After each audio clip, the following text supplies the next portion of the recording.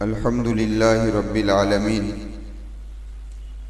वस्सलातु वस्सलामु अला सय्यिदिल मुरसलीन व अला आलिहि व अस्हाबिहि अजमाइन। अम्मा बाद, अऊज़ु बिल्लाहि मिनश शैतानिर रजीम, बिस्मिल्लाहिर रहमानिर रहीम। वइज़ा हज़रल क़िस्मत उलुल क़ुरबा वल यतामा वल मसाकीन फ़र्ज़ुक़ूहुम मिन्हु वक़ूलू लहुम क़ौलन मअरूफ़ा वलयख़्शल्लज़ीना लौ तरकू मिन ख़ल्फ़िहिम ज़ुर्रिय्यतन ज़िआफ़न ख़ाफ़ू अलैहिम फ़ल्यत्तक़ुल्लाह वलयक़ूलू क़ौलन सदीदा। इन्नल्लज़ीना यअकुलूना अम्वालल यतामा ज़ुल्मन इन्नमा यअकुलूना फ़ी बुतूनिहिम नारा वसयस्लौना सईरा। सदक़ल्लाहुल अज़ीम।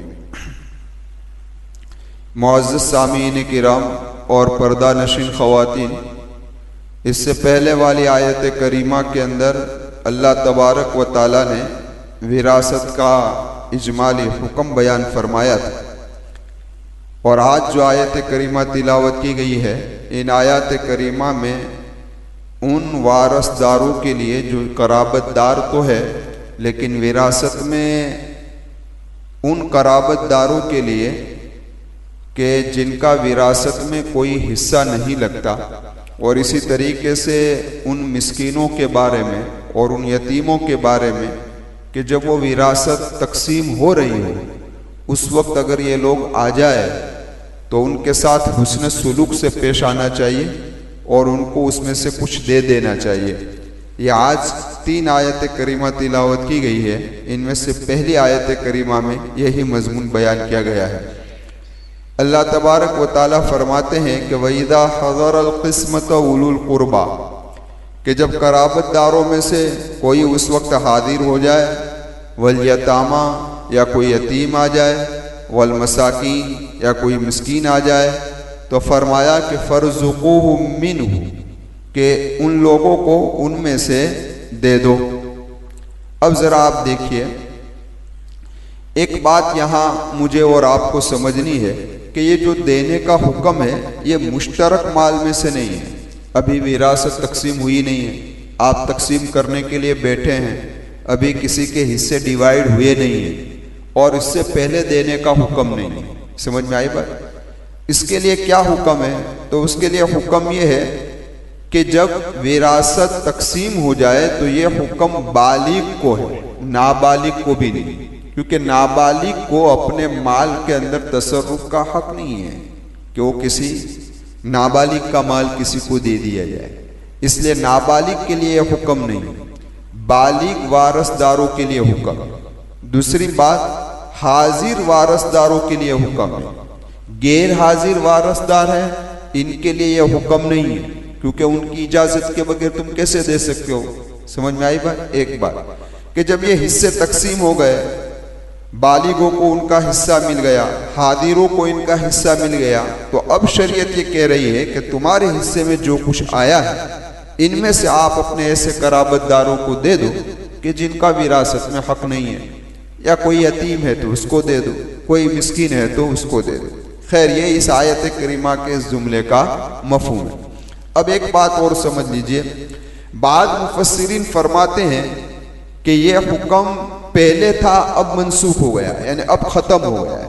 उनका कहने का मकसद ये है कि जब विरासत के तफसीली अहकामात नाजिल हो गए और अल्लाह तबारक व ताला ने हर वारसदार का हिस्सा मुतय्यन कर दिया, तो फिर अब यह हुक्म क्या हो गया? ख़त्म हो गया। अब इसका कोई हुक्म है नहीं।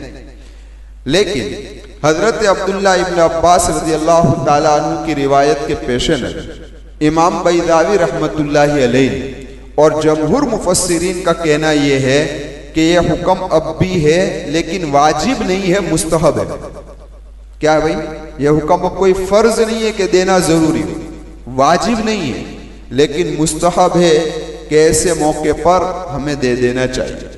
अब जरा ये बात हमारे सामने आ गई कि यह हुक्म इस्तिहबाबी है यानी मुस्तहब है, तो अल्लाह तबारक व ताला का जो ये हुक्म देना है दरअसल यह हुस्न अदब की तालीम।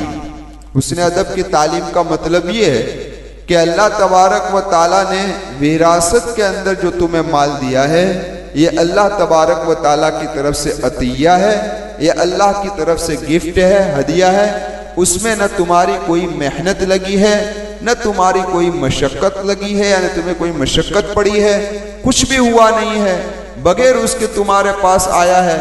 तो अब अल्लाह के इस दिए हुए माल में से तुम इन गुरबा को, इन मिस्कीनों को, इन यतीमों को, इन कराबतदारों को जिनका हक नहीं है उनको दे दिया। ये मुस्तहब का। इसीलिए हजरत अब्दुल्ला इब्न अब्बास रज़ी अल्लाह ताला अन्हुमा फरमाते हैं कि यह हुक्म तो मुस्तहब है, लेकिन उम्मत कुरान करीम की 3 आयतों पर अमल करने में बड़ी सुस्ती कर रही है। कौन कह रहे हैं? रईसुल मुफस्सिरीन हजरत अब्दुल्ला इब्न अब्बास रज़ी अल्लाह ताला अन्हुमा कह रहे हैं। कौन कौन सी आयत? तो हजरत ने फरमाया कि पहली यही आयत कि विरासत के मौके पर हर आदमी के पास बगैर मशक्कत का माल आता है हिस्से में, लेकिन वो उसमें से कुछ अल्लाह के रास्ते में नहीं देता, गरीबों को नहीं देता, मिस्कीनों को नहीं देता। समझ में आई बात? फरमाया इस आयत में उम्मत बड़ी सुस्ती कर रही है। फरमाया दूसरी वो आयत जो इस्तिजान की है, इस्तिजान की आयत कि जिसकी तशरीह और तफसीर सूरह नूर में गुजर चुकी है। खैर मैं अर्ज कर रहा था कि घर में आने के लिए इजाजत लेनी चाहिए, लेकिन आज कोई भी आदमी घर में आता है तो इजाजत लेता नहीं, बगैर इजाजत के किसी के घर के अंदर क्या हो जाता है? दाखिल हो जाता है। उम्मत इस आयत में भी बड़ी सुस्ती कर रही है। और तीसरी आयत करीमा तो क्या वजअलनाकुम शुऊबन व क़बाइल, कि अल्लाह तबारक व ताला ने इंसानों की जो तकसीम खानदानों के एतबार से की है। इंसान की तकसीम किस एतबार से की है? खानदान के एतबार से की। ये है, ये है, तो ये अल्लाह ने सिर्फ पहचान के लिए की है कि तारुफ हो सके कि ये गाजी है, ये सैयद है, ये शेख है, ये है, ये है। लेकिन आज लोगों ने उसको इज्जत और जिल्लत का मेयार बना दिया है कि इज्जत इसी में है कि मैं बड़ी बिरादरी का आदमी। समझ में आई भाई? हम बड़ी बिरादरी के लोग हैं, हम कोई घटिया बिरादरी के लोग नहीं हैं। तो लोगों ने इसे इज्जत और जिल्लत का मेयार बनाया है, लोग इसमें सुस्ती कर रहे हैं। हालांकि अल्लाह ने सिर्फ पहचान के लिए अलग अलग डिवाइड किए। तो ये 3 आयत करीमा है। अब आगे अल्लाह तबारक व ताला फरमाते हैं कि वक़ूलू क़ौलन मारूफा, हम तुम्हें हुक्म दे रहे हैं कि इनमें से दे दो, लेकिन अगर तुम्हें नहीं देना तो कम से कम उनके साथ जो बात करो वो अच्छी तरीके से करो। अच्छी तरीके से मतलब माजरत कर दो कि भाई तमाम वारसदार है वो रजामंद नहीं है, इसलिए हम आपको दे नहीं सकते। प्यार भरे नरम भरे अंदाज में उनको क्या कर दो, मना, उनको डांटो मत। समझ में आए? उनके साथ सख्त कलामी मत करो। इसीलिए साइल के बारे में भी यही है, साइल आ रहा है मांगने के लिए, है तो दे दो, लेकिन नहीं देना है तो प्यार व मोहब्बत से मना कर दो, उसको झड़को मत। अल्लाह तबारक व ताला हमारी हिफाजत फरमाए। तो ये पहली आयत करीमा का मफहूम था। दूसरी आयत करीमा में अल्लाह तबारक व ताला समझा रहे हैं कि मिसाल फर्ज करो। क्या मिसाल फर्ज करनी है? मिसाल फर्ज ये करनी है कि कोई आदमी हो जो इस दुनिया से रुखसत हो रहा हो, जा रहा हो, तो क्या उसके ये जज्बात, हर आदमी के जज्बात होते हैं कि मेरे जाने के बाद मेरी औलाद के साथ कोई बदसलूकी करे नहीं, है ना?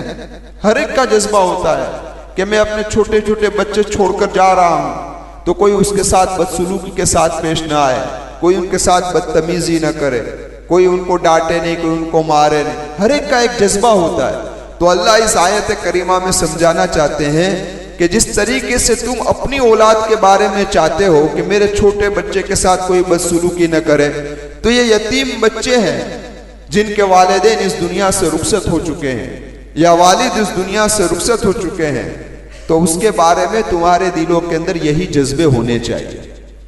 क्या होना चाहिए? इन बच्चों के बारे में भी तुम्हारे दिल में यही रहम शफकत का जज्बा और शौक होना चाहिए कि काश के इन बच्चों की जगह पर मेरे बच्चे होते तो मेरे दिल में क्या दर्द होता, मुझे क्या तकलीफ पहुंचती। समझ में आए? और जैसी करनी वैसी भरनी, ये तो उसूल व ज़ाब्ता है। अगर आज हमने इन यतीम बच्चों का ख्याल नहीं रखा और उनके साथ बदसलूकी से पेश आए तो हो सकता है कि हमारे चले जाने के बाद हमारे बच्चों के साथ भी यही सलूक किया जाए। समझ में आई बात? इसलिए कुरान करीम की इस आयत करीमा में मुझे और आपको एक बड़ा सबक दिया है कि देखो इन यतीमों का ख्याल रखो, क्योंकि मैंने अर्ज किया था कि यहाँ से इब्तिदा से लेकर ये 10 आयत करीमा में अल्लाह तबारक व तआला यतीमों के ही बारे में हमें हुक्म दे रहा है। तो फरमाया वलयख्शल्लज़ीना लौ तरकू, और चाहिए कि वो लोग डरे इस बात से कि अगर ये लोग अपने पीछे ज़ुर्रियतन ज़ियाफ़न, कमजोर बच्चों को छोड़ जाते, खाफू अलैहिम फल्यत्तकुल्लाह, डरो अल्लाह से, वलयक़ूलू क़ौलन सदीदा, और बात करो सीधी बात करो। अगर इन यतीम बच्चों के साथ, इन छोटे बच्चों के साथ बात करने का मौका है तो सीधी बात से समझाओ। तो ये दूसरी आयत करीमा का मफहूम था। अब आखिरी आयत करीमा का मफहूम समझ लो। आखिरी आयत करीमा में अल्लाह तबारक व तआला ने फरमाया है कि इन्नल्लज़ीना यअकुलूना अमवालल यतामा ज़ुल्मन इन्नमा यअकुलूना फ़ी बुतूनिहिम नारा, कि जो लोग नाहक तरीके से यतीमों का माल खाते हैं, समझ में आई बात, वो अपने पेट में क्या भर रहे हैं? आग भर रहे हैं। अब मुफस्सिरीन में से बाद मुफस्सिरीन ये कह रहे हैं कि ये दरअसल क्या कह रहे हैं कि एक अल्लाह तशबीह दे रहा है। बाद मुफस्सिरीन का कहना है कि अल्लाह तशबीह दे रहा है। तशबीह से मुराद क्या है कि बस गोया वो यतीम का माल खा रहा है तो वो अपने पेट के अंदर आग भर रहा है, ये तशबीह दे रहा है। लेकिन अक्सर मुफस्सिरीन का कहना यह है कि ये कोई मजाज किनाया ये नहीं है, ये दरअसल हकीकत है। क्या है?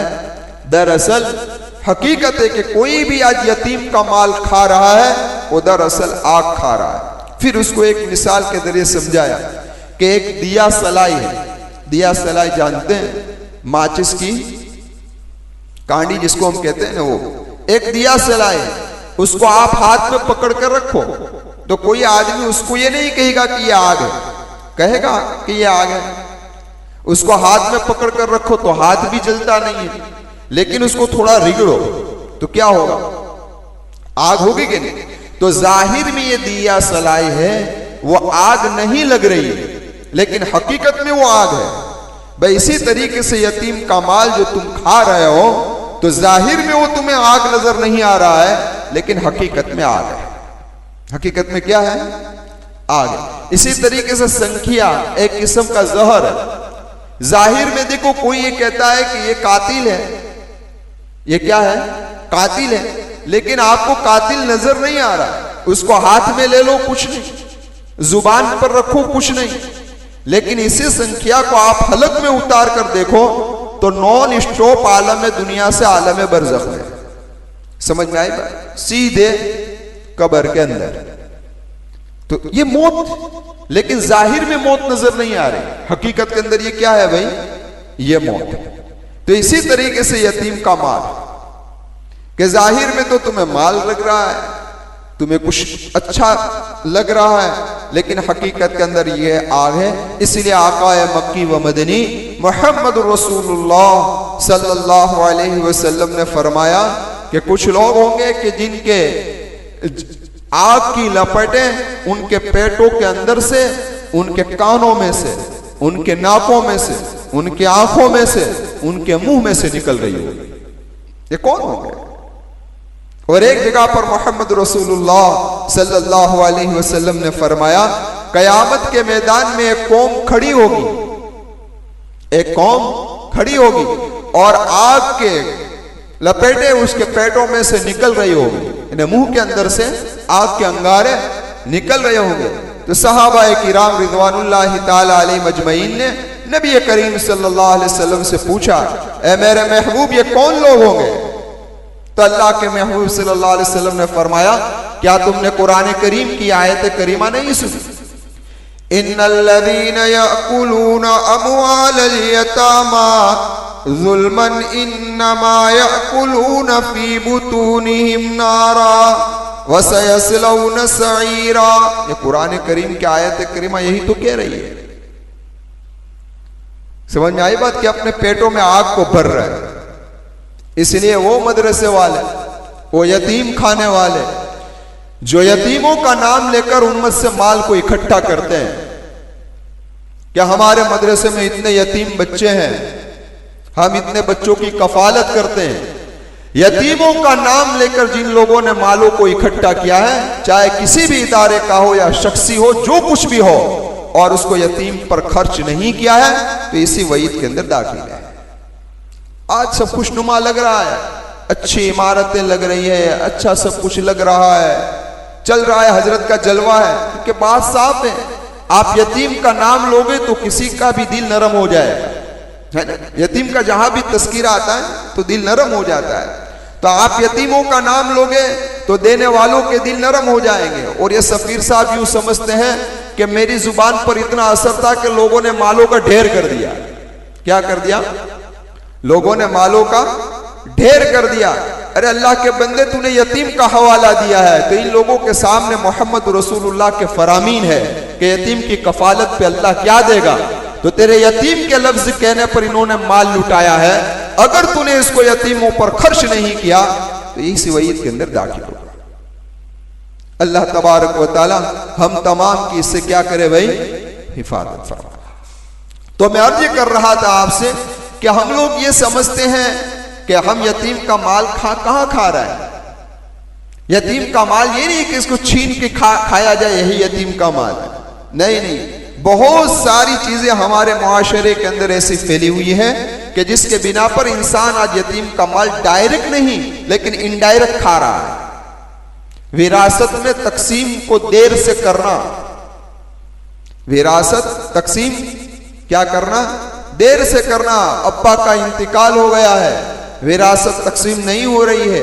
बड़ा भाई है, एक छोटा भाई नाबालिग यतीम है, लेकिन ये उड़ा रहा है, खा रहा है, कोई तमीज नहीं है। तो क्या है, यतीम ही का माल तो खा रहा है और क्या कर रहा है, और कुछ कर रहा है। भाई का इंतकाल हो गया, भतीजे मौजूद है, बाप की विरासत तकसीम नहीं हुई है, उसके मकान में भी रह रहा है, सब कुछ कर रहा है। साथ साथ के अंदर जब भी माल आया कहीं से तो ना कोई तमीज है, बस हम इकट्ठे रहते हैं ना। जॉइंट फैमिली है हमारा फैमिली कौन सा है, जॉइंट फैमिली। हम जॉइंट फैमिली में रह रहे हैं, वैसे चल रहा है सब कुछ। तो ये सब क्या है भाई, यतीम का माल। इसी तरीके से फरमाया कि मरने वाला जब इस दुनिया से रुखसत होता है तो उसके बदन का जो कपड़ा है ना, वो कपड़ा भी तमाम वारसदारों का उस पर हक है। बगैर इजाजत के ये कपड़ा भी सदका नहीं किया जाएगा, और अगर ये सदका किया तो ये सदके का सवाब भी मिलेगा। जब तक तमाम वारसदार इस पर रजामंद न हो, इस कपड़े का सदका नहीं किया जाएगा। उलमा ने लिखा है कि इन वारसदारों के अंदर इन सारी चीजों को तकसीम कर हर एक के हिस्से में और हर एक के कब्जे में आ जाए, उसके बाद ही माल मुश्तरक का जो सदका है बगैर रजामंदी के जायज नहीं। अभी माल मुश्तरक है, चलो भाई हम इतने रुपए इस साल सवाब कर रहे हैं। शरीयत ने कहा कि अगर सब बालिग है तो उनकी इजाजत जरूरी है, नाबालिग है तो खत्म कर सकते हैं नहीं वो उसके हिस्से में से एक बात। और बालिग है तब भी एक शर्त के साथ। कौन सी शर्त? तो क्या शर्त उसके अंदर ये है कि पहले उनका हिस्सा उनके कब्जे में दे दो, फिर अगर वो दे। हो सकता है कि आपने सबकी इजाजत ली तो मारे शर्म के भी वो हाके देगा, क्योंकि अगर मैं इजाजत, चार भाइयों ने इजाजत दी है, मैं अगर इजाजत नहीं दूंगा तो लोग ये कहेंगे कि अपने माँ बाप के पीछे इतना भी कुर्बान करने के लिए तैयार नहीं है। तो उसका दिल तो रजामंद नहीं है लेकिन शर्मा शर्मी में दे रहा है, तो यह सदका कबूल नहीं। तईब नफ्स जरूरी है, समझ में आई? यह सदका कबूल नहीं। तो इतना सख्त मसला है। बाज जगह पर देखा गया कि जनाजे के ऊपर चादर डाली जाती है, तो ये थोड़ा कफन के अंदर शामिल है। मैंने कल ही कहा, इससे पहले वाली मजलिस में कहा कि तजहीज व तकफीन का ही मदार, सिर्फ तजहीज व तकफीन ही उसके माल में से ली जाए। तो ये चादर न तजहीज में है न तकफीन में है। अब उसके बावजूद अगर मय्यत के माल में से लेकर डाली है, जायज नहीं। तमाम शुरका की इजाजत के बगैर जायज नहीं। इससे बाज इलाकों में ऐसा है कि पीतल के जो ठाम होते हैं ना, जिसको बर्तन कहते हैं, तो बर्तन सदका बगैर पूछे कर देते हैं, ये भी जायज नहीं है, तमाम वारसदारों का हक। इसी तरीके बाज इलाकों में ऐसा होता है कि मैयत को गुस्ल देने के लिए बर्तन नए लिए जाते हैं। भाई नए लेने की जरूरत ही क्या है, पुराने से आप दे दो सब जो कुछ करना है, समझ में आई बात। लेकिन नए भी लेते हैं और नहलाने के बाद उसको जाये भी कर देते हैं, यानी तोड़ देते हैं, तो ये कौन सा उसूल है, इजाजत नहीं। बाद इलाकों में ऐसा होता है कि मेहमानों की खातिर खां खिदमत कर देते हैं। अभी मैयत का इंतकाल हुआ, मेहमान आए तो इसी रकम में से खिलाना शुरू कर दिया, अभी तकसीम हुई नहीं है, या तोहफा को कमजोरों को देना शुरू कर दिया, नहीं, इजाजत है। एक अल्लाह वाले का वाक़या हजरत अक़दस मुफ्ती शफी साहब रहमतुल्लाहि अलैहि ने लिखा है कि एक अल्लाह वाले किसी की इयादत के लिए तशरीफ ले गए। अब उस जमाने में लाइट तो नहीं थी, दिया जल रहा था, जैसे रूह कब्ज हुई फौरन दिया को बुझा दिया, रूह कब्ज होते ही दिया को बुझा दिया। तो लोगों ने कहा आपने दिए को क्यों बुझा दिया? फौरन तेल अपने पैसों से मंगवाया और जलवाया, और फिर कहा कि मैंने इसलिए बुझाया कि अब तक ये जो दिया जल रहा था इसके पैसे से जल रहा था, जो जिंदा था, अब ये मर गया तो अब इसका माल रहा, अब उसके तमाम वारसदारों का इस दिए में हिस्सा आ गया, समझ में आए। अब बगैर इन तमाम वारसदारों की इजाजत के मैं इस दिए को जला सकता नहीं हूं, इसलिए मैंने इस दिए को क्या कर दिया भाई, ये होता है एहतियात, और हमारे यहाँ कोई ऐसा एहतियात बेहतियात होता नहीं। इसलिए तो हजरत अली रजी अल्लाह ताला अन्हु, हजरत उमर रजी अल्लाह ताला अन्हु की खिदमत में हाजिर हुए थे। एक मरतबा आप बैतुल माल का काम कर रहे थे, जैसे हजरत अली आए फौरन हजरत उमर रजी अल्लाह ताला अन्हु ने दिए को बुझा दिया, छू। तो हजरत अली ने फरमाया, हजरत मेरी आमद पर आपने दिया बुझा दिया, मैं आया और आपने दिया रोशनी खत्म कर दी। तो हजरत उमर ने क्या जुमला कहा? हजरत उमर रज़ी अल्लाह ताला अन्हु ने यही फरमाया कि अली, ये जो दिया जल रहा था वो बैतुल माल के पैसे से जल रहा था, मैं बैतुल माल का काम कर रहा था, मैं बैतुल माल का काम कर रहा था, तो मेरे लिए जायज था कि बैतुल माल के पैसे से ये दिया जले। लेकिन आप आए हैं अपने पर्सनल काम के लिए, अब हम पर्सनल काम की बात करेंगे, मेरे लिए जायज नहीं कि बैतुल माल के पैसे से मैं दिया जलाऊं। यह है एहतियात। लेकिन आज कोई ऐसा फर्क कोई करता, मामलात, मुआशरत, हम सब पीछे, इबादत में आ गए। लेकिन इसके बारे में भी शायद मैंने आपको कहा या ढाल मस्जिद में कहा, मुझे इल्म नहीं, मुझे याद नहीं है कि इसके बारे में हजरत अक़दस मुफ्ती अहमद साहब खानपुरी, अल्लाह आपकी उम्र में अल्लाह बरकत अता फरमाया, हजरत ने फरमाया कि हर मामलात और माशरत में उम्मत बहुत पीछे जरूर है और बहुत उम्मत कोताही में है, और उम्मत इबादत में आगे जा रही है। लेकिन इबादत भी अगर सही ढंग की इंसान कर लेगा, इबादत भी सही ढंग की इंसान कर लेगा जिसूल व जवाबत के मुताबिक, तो यही इबादत उसको मामलात और मुआशरत पे खड़ी कर देगी। इसीलिए नबी करीम सल्लल्लाहु अलैहि वसल्लम की जब बासत हुई और आप जब नबी बनाकर भेजे गए, तो मेरे महबूब ने पहले लोगों से ये नहीं कहा कि शराब छोड़ो, जीना छोड़ो, ये छोड़ो, वो छोड़ो, किसी बारे में कोई तस्कीरा नहीं किया, उम्मत को इबादत पर लाए। इबादत एक ऐसी चीज है कि जिसके बिना पर एक बंदे का ताल्लुक अल्लाह की जात से होता है और अल्लाह की मोहब्बत उसके दिल के अंदर पैदा हो जाती है, और जब अल्लाह की मोहब्बत दिल में आई जाएगी और अल्लाह की जात से इंसान का ताल्लुक कायम हो जाएगा, तो उसके लिए फिर सारी कुर्बानियां देना आसान हो जाएगा। फिर जीना का छोड़ना आसान, मामलात का सही करना आसान, मुआशरत का सही करना आसान। इसीलिए तो दावत व तबलीग में यही कहा जाता है, ईमान व यकीन को बनाओ। जब ईमान व यकीन बन जाएगा, जब इबादतें सही हो जाएगी, तो इन सारी चीजों से काम करना आसान हो जाएगा। लेकिन आज हमारी नमाजें, हमारे रोजे, हमारी ज़कातें, हमारी हज और हमारी सारी इबादतें करने के बावजूद भी अगर हमारे मामलात सही नहीं हो रहे हैं और हमारी मुआशरत सही नहीं हो रही है, तो हजरत मुफ्ती साहब ने फरमाया लगता है कि हमारी इबादतों के अंदर नुक्स और कमी है। सही माने में हमारी इबादतें हो नहीं।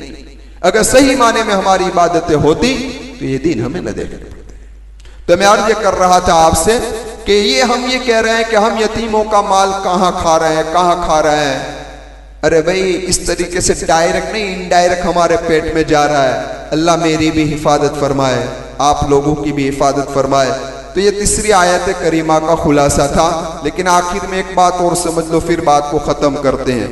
अब जरा देखिए, इब्तिदा से लेकर यहां तक यतीमों के माल की हिफाजत का तस्कीरा, यतीमों की निगरानी का तस्कीरा कुरान करीम ने किया, और ये इस बात की तरफ इशारा कर दिया कि ये मत समझो कि सिर्फ तुम्हारा नुकसान है। अगर तुमने यतीमों की हिफाजत नहीं की, अगर यतीमों के माल की निगहदानी और हिफाजत नहीं की, तो सिर्फ तुम्हारा नुकसान नहीं है, कौम और मिल्लत का भी नुकसान है। किसका नुकसान है? अब ये कौम और मिल्लत का नुकसान किस तरीके से होगा? तो मुफस्सिरीन ने लिखा है कौम और मिल्लत का नुकसान इस तरीके से होगा कि अगर तुमने इन यतीमों की हिफाजत और उसके माल की हिफाजत नहीं की, तो एलाए कलीमतुल्लाह के लिए निकलने वाले, अल्लाह के रास्ते में लड़ने वाले निकलेंगे नहीं, निकलेंगे नहीं। और न निकलने की वजह, तो न निकलने की वजह यह है कि अगर हम अल्लाह के रास्ते के अंदर शहीद हो गए तो हमारे मासूम बच्चों का क्या होगा? हमारे इन मासूम बच्चों का क्या होगा? हर एक को औलाद की मोहब्बत होती है, तो इन मासूम बच्चों का क्या होगा? इनकी परवरिश का क्या होगा? उनकी हिफाजत कौन करेगा? इस बिना पर यह निकलना क्या हो जाएगा? बंद हो जाएगा। और कौम के अंदर से जब ये जज्बा खत्म हो जाएगा तो गैरों की मगलूब हो जाएगी। किसकी मगलूब हो जाएगी? गैरों की। और नौजवानों के दिलों में बुज़दिली पैदा हो जाएगी, और यही बुज़दिली इस कौम के लिए और इस मिल्लत के लिए नुकसान का सबब है। ये कोई मामूली चीज नहीं है जो कुरान ने कहा है कि इनकी निगहबानी करो, इनकी हिफाजत। आज यही है ना, वरना उस जमाने में ये लोग मेरे महबूब का जब भी हुक्म आया निकल गए, जब भी इस्लाम को जरूरत पड़ी निकल गए, क्योंकि पता था डर नहीं है, शहीद हो जाएंगे, शहीद होने के बाद हमारे बीवियां तो कि दूसरों के निकाह में आ जाएगी, हमारे बच्चे तो कि दूसरे उसके कफील बन जाएंगे। लेकिन आज कोई पुरसान हाल नहीं है, आज कोई पूछने वाला नहीं, इसलिए यह हुक्म है। आगे फरमाया वसयस्लौन सईरा, अल्लाह अल्लाह मेरी आपकी तमाम की हिफाजत फरमाए, अनकरीब हम उसको जहन्नम में दाखिल कर देंगे। और कुरान क्या कहता है? फमन ज़ुहज़िहा अनिन नार व उदखिलल जन्नह फक़द फाज़, जो जहन्नम से बचा लिया गया, वो जन्नत में दाखिल कर दिया गया, वो कामयाब हो गया। और अल्लाह कह रहा है कि अगर ऐसी हरकतें की तो जहन्नम के हवाले कर देंगे। अब आगे जो दो रुकू है, और पूरे रुकू के अंदर मैंने माफ फरमाना गुज़श्ता मजलिस में ये कहा था कि विरासत के असबाब अब 3 बाकी रहे हैं। एक नसब, दूसरा निकाह, तीसरा वला मुवालात, वलाए मुवालात। तो अब अल्लाह तबारक व तआला इस पूरे रुकू के अंदर किसको कितना विरासत में से हिस्सा मिलेगा, किस हालत में मिलेगा, उसकी तफसील के साथ बयान है। इंशाअल्लाह 2 मजलिसें इस सिलसिले के अंदर होगी। पहले नसब का तस्कीरा चल रहा है, फिर निकाह का तस्कीरा चल रहा है, तो इंशाअल्लाह आइंदा कल की मजलिस में पेश करूंगा। आमीन व आखिरु दावाना अनिल हम्दुलिल्लाहि रब्बिल आलमीन। सुब्हानल्लाहि व बिहम्दिही, सुब्हानकल्लाहुम्मा व बिहम्दिका, व नशहदु अल्ला इलाहा इल्ला अंता, नस्तगफिरुक।